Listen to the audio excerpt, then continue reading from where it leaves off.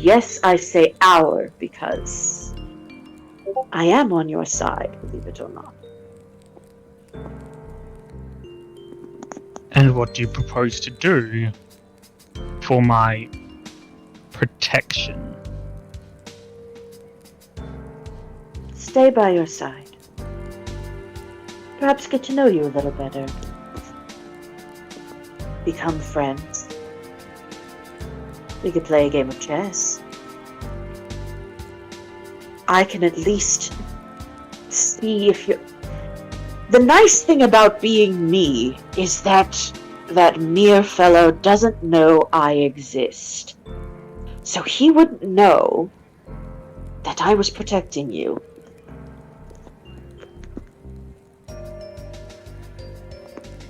I could at least form some line of defense if he tried to infiltrate your mind or use one of them to infiltrate your mind.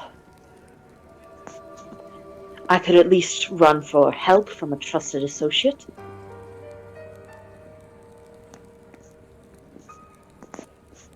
I could do something for you. Of course.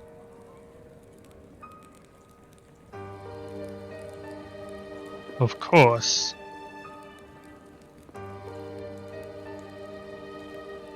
That doesn't sound exactly very convinced, of course. Yes, make a sense motive check. That's plus 15! I could do that! I got a 12, so 27. Yeah, you can tell, even despite your words, he doesn't trust you. You're probably right not to. I am a trespasser, technically speaking, in both your mind and in the world of the living. If you wish to have someone vouch for my character, I can tell you about 12 ancients who have gotten to at least, 11 now, who have gotten to know me a little.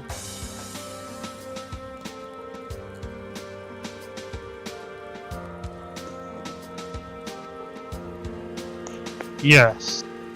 I believe I will be hearing from one of my most trusted advisors shortly. I hope you're not expecting Katir.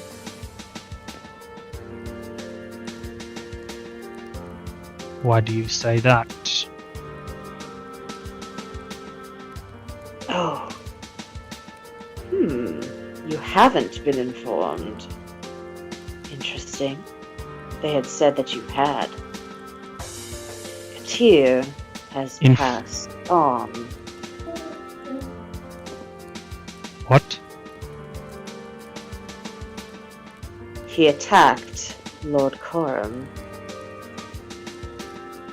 under the statement as a traitor to the Gold Lions. They engaged in fierce combat, and just as Korim was about to die, Saber showed up and saved his life. As of right now, if I recall the meeting correctly, we're going with a cover story that points that Saber saved Korim. Saber saved Korim.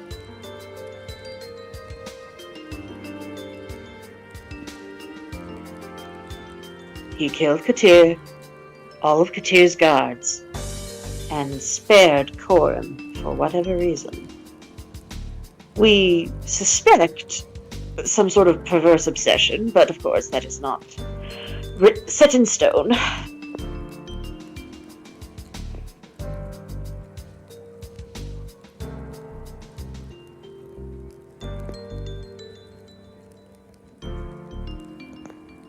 There is a look of discomfort on Horus's face. But you also see his strength slowly starting to return to him.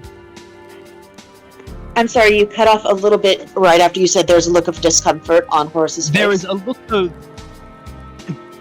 on Horus's face, but you can also get the feeling that his strength is slowly starting to return to him. I'm glad you are starting to feel better. I wasn't lying when I said people are worried about you.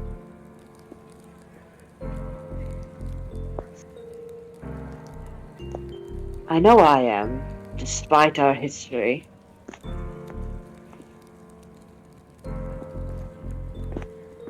I know you attempted to have me banished.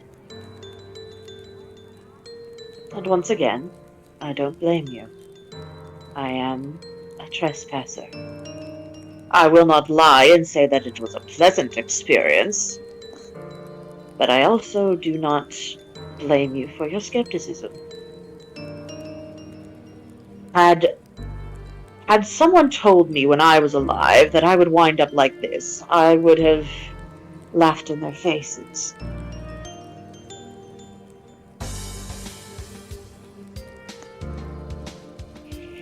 Nevertheless, here we are.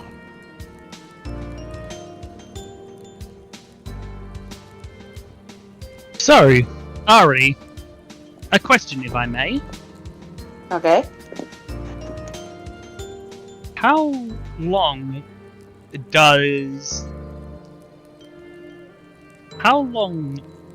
does Vell remain by Horus before she decides to return to the others? As long as he'll have me.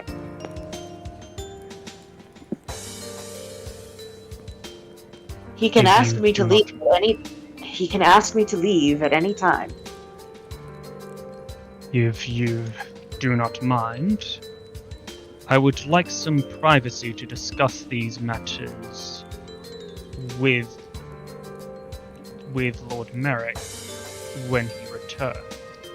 Is that acceptable? Good. Not sure, but yes. You know how sort of she mentally pats people on the head? She does that to the king. Watch out for the tea. Yeah. Okay. The feeling you get from him is basically the feeling that okay, it's how you would feel if Elvano patted you on the head. Yeah, I get you. Just watch out for the tea. The door opens. The door opens, and Lord Merrick walks into the room. Oh, Your Majesty, you got away. She projects her voice over to Lord Merrick. Actually, no. She's gonna pop into Lord Merrick really quick, because he did ask for privacy. And she's going to explain what happened. How she woke him up, how his mind was foggy, everything.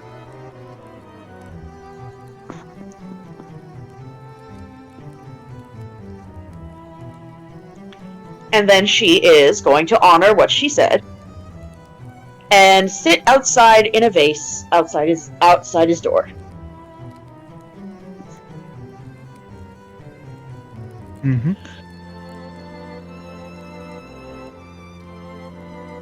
So, the minutes pass. It turns almost to an hour. Then Lord Merrick leaves the room, pocketing something into his carry bag. What do you do? I think, based on how well my discussion went with His Highness, I think that he may have given our friend Merrick something either to ward him against me, or something important. But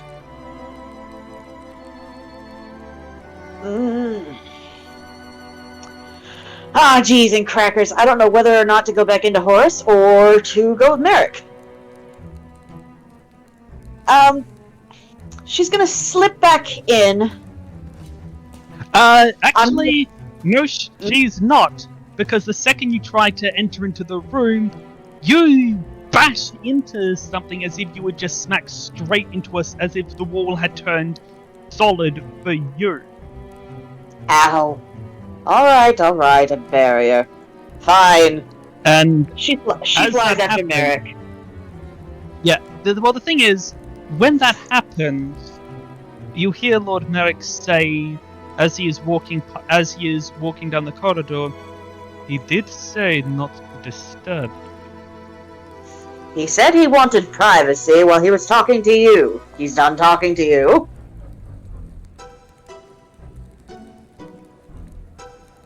He said he wanted privacy, full stop.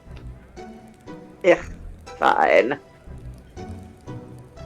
She hops into Merrick's bag. So, smacking. Yeah, the thing is, when you get near Merrick, you feel repelled in a similar way. And the shock of being repelled the first time had kind of made you go corporeal. Funnily enough, the guards around Merrick don't react to the guards outside the room. They react with shock, but it's not as much as you would expect.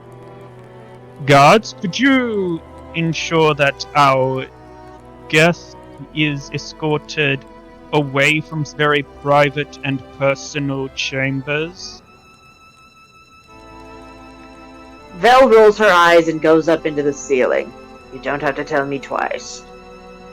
With that scene over, if you all do not mind, because a lot of you have things that you wish to do over the course of the week, I would like to say that the next series of events shall take place over the course of the next couple of days. Starting with Whisper. Aside from your training at the academy to learn this form of shapeshifting, what else is it you wish to do? Whisper is going to try out his little fishing idea. Ah, yes. I have a question about that, if I may. Mm-hmm.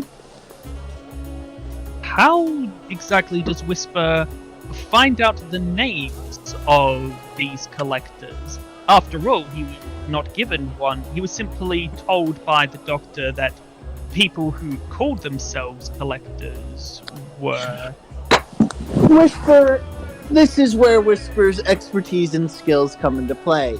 It would take a little bit of time, but he could get into places he's not supposed to, bribe the appropriate amount of people, and I suppose you could say disguise himself as the right ones in order to actually acquire just a list of the collectors.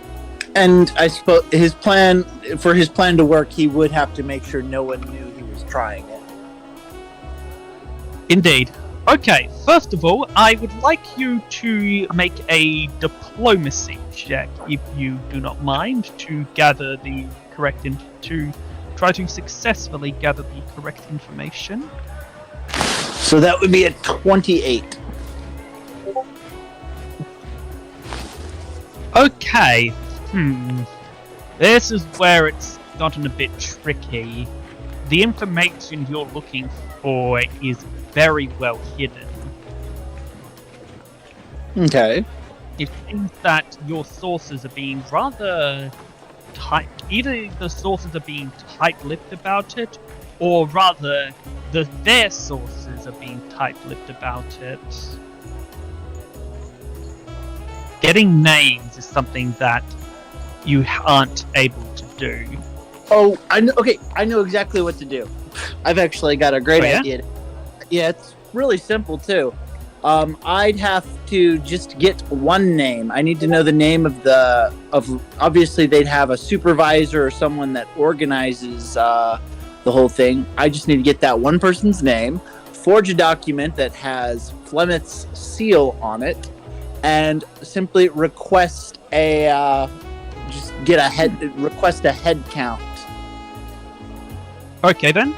Make another diplomacy check again. This time, give yourself a +2 because of the ingenuity of this plan. Okay, I rolled a 13 this time. Okay, now you've got it. All right. It does take some time for you to gather the information.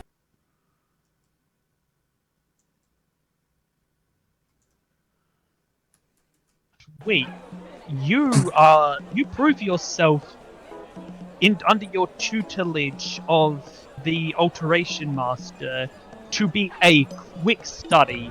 He is very impressed with you, which means not only will I indeed, after this session, allow you to do that exchange that you were mentioning before, but there's something else. All right. One evening, as you and your master finish your study. All right, kid. Got something I want to show you.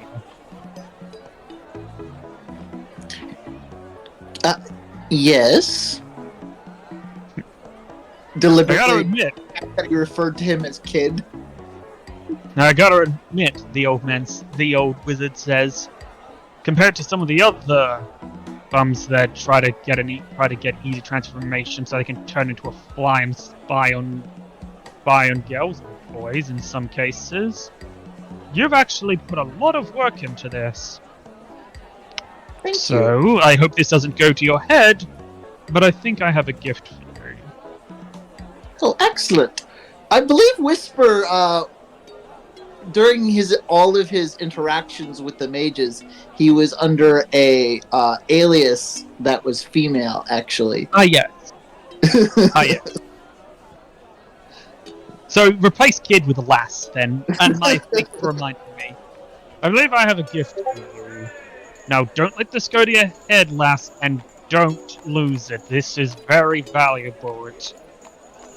Because it took me quite a long time and quite a lot of money to achieve, but to obtain. However, it may be the final piece that you need. At your current level, your transformation will allow you to assume the shape of a bird. However, the sign is changing your sign is the tricky part. That's where this may come in handy. And he hands you what looks like a necklace. Say, ever heard of an implement? Implement? I don't believe that I have. Roll Knowledge Arcana if you have it. I definitely have it. Roll Knowledge Arcana. 27. Okay. Yeah, this is quite the gift he's given you. Because an implement, that's a rare bit of enchantment. An implement is a very rare and very valuable magical item because it is an item that allows its wearer to perform a certain type of magic. In game terms, an implement allows its wearer anyone who wears it to gain the talent or base sphere that the implement possesses. Ooh. Fancy. This is an implement of size change. Combine that with your new talent, and you may be able to use this for the desired effects that you want. Like I said, it cost a lot and took a lot of time to get. Don't lose it. What do you take me for? Also, I'd be more than happy to reimburse you for, Don't, kid. I know you're rich, but don't. A gift is a gift. Very well. Just use it. Just make sure I don't regret the decision, okay? Well, tell you what. If it makes you feel better, I can see to it that only I know the name that is attached to this gift.